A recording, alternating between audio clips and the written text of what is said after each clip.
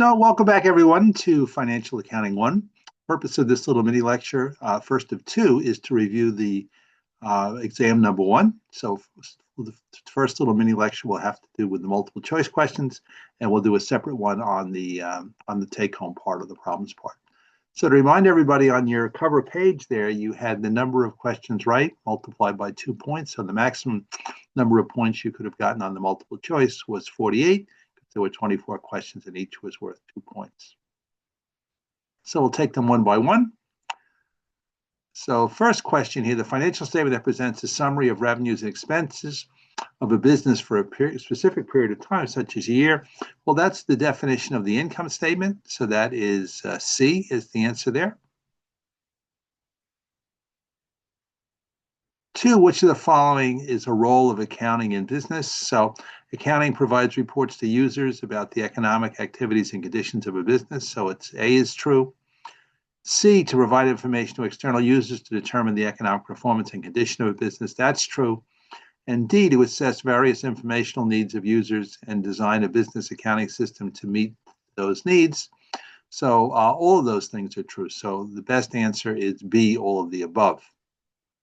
So probably, perhaps more logically, it could have been D, but it's B. It's all of the above. So all of the choices given there were true. 3, a purchase of supplies on credit would have what effect on the accounting equation? Remember, the accounting equation we learned about in Chapter 1 is assets equal liabilities plus owner's equity.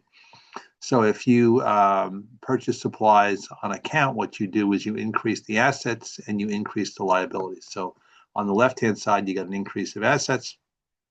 On the right-hand side, you got an increase of liabilities. So the correct answer there is 3. 4, assets and liabilities of a company are 128 and 84,000 respectively. And what is the owner's equity? What should it be? Well, remember, assets equal liabilities plus owner's equity. So if you put 128,000 on one side as the assets equal 84,000 for the liabilities on the other side. Well, the missing number there is the owner's equity. So if you wanted to get it to balance, 84,000 plus 44,000 would give you the owner's equity. So the correct answer there is B. 5, which of the following statements should be prepared second? Well, we want to do, first we do the income statement, and then we do the statement of owner's equity, and then we do the balance sheet, and then we do the statement of cash flows. The reason we do the statement of owner's equity after the net income, after the income statement, is you need to know what net income is to complete this statement of owner's equity. And the reason you have to do the statement of owner's equity before you do the balance sheet is you got to get the ending owner's equity to stick on the balance sheet. And the reason you do the balance sheet before the statement of cash flows is you got to know what the change in account balances are on the balance sheet before you can do the statement of cash flows. So the second financial statement is C, the statement of owner's equity. 6, which of the following is the authoritative body in the United States that has primary responsibility for developing accounting principles? It's the Financial Accounting Standards Board. It has been recognized by the SEC and all other parties as the one who is the authoritative body for coming up with rules for recording transactions and preparing financial statements in accordance with GAAP.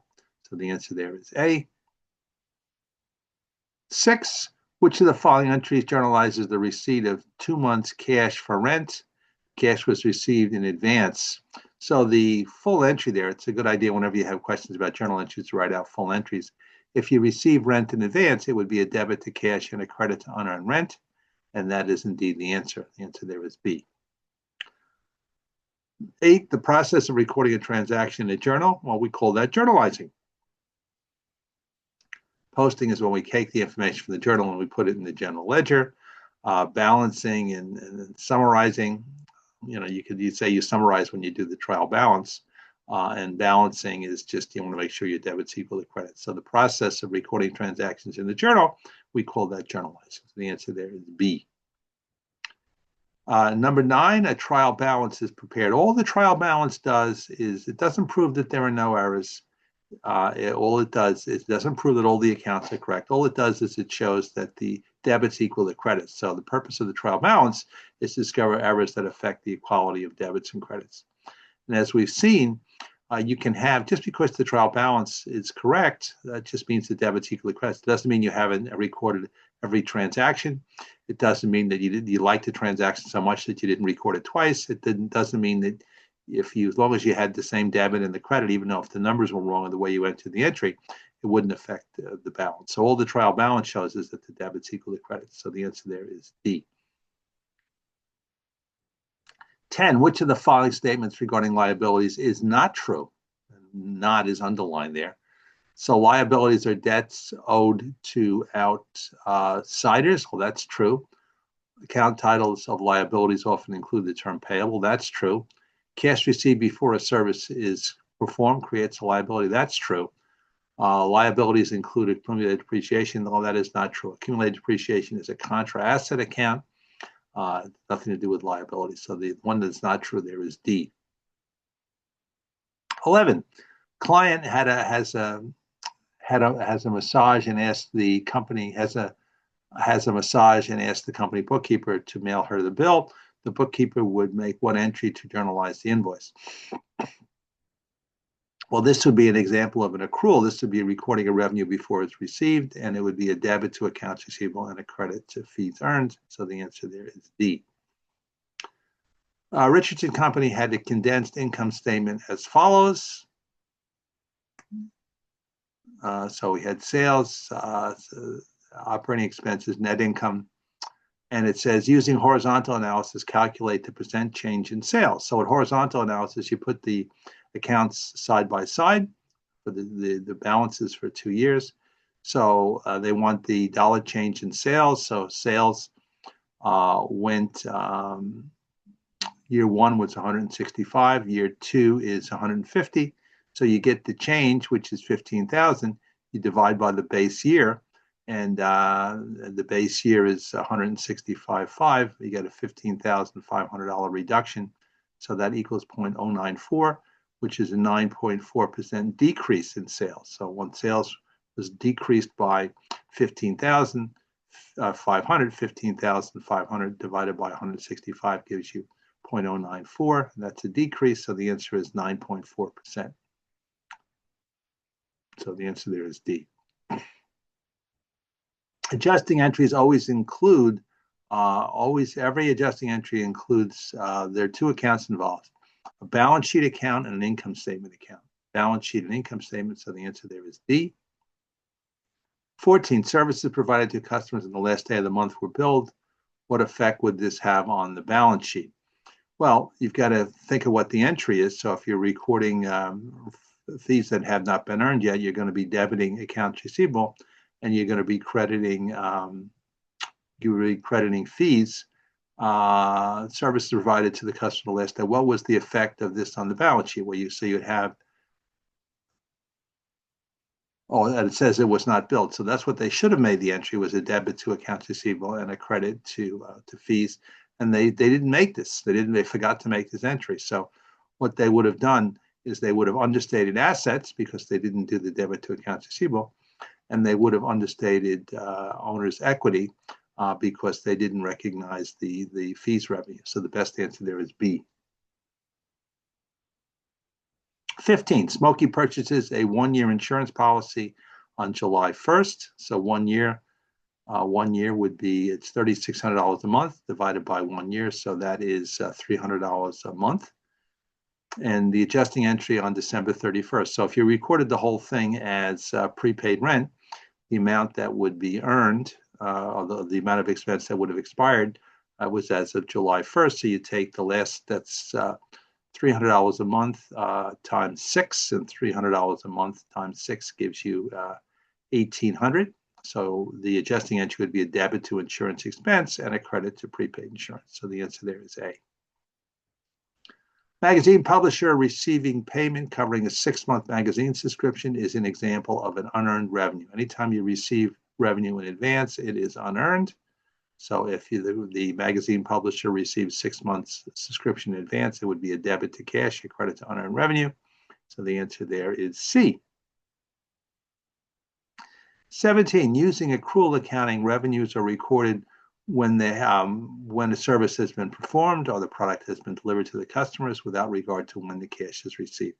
So revenues are recorded when they are earned, not when the cash is actually received. So the correct answer is B as in boy. 18, accrued expenses are ordinarily recorded on the balance sheet as a liability.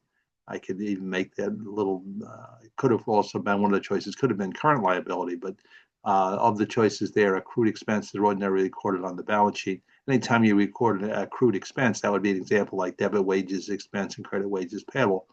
So on the balance sheet, it would be a liability. So the answer there is B. 19, which of the following accounts would not be closed at the end of the fiscal year?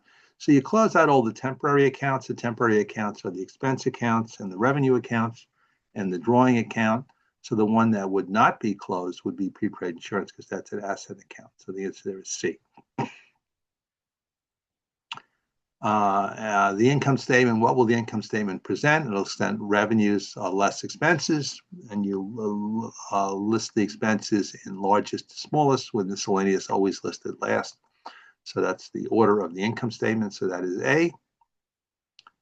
21, the classified balance sheet will show what asset subsection. So you're going to have current assets and you can have property, plant, and equipment.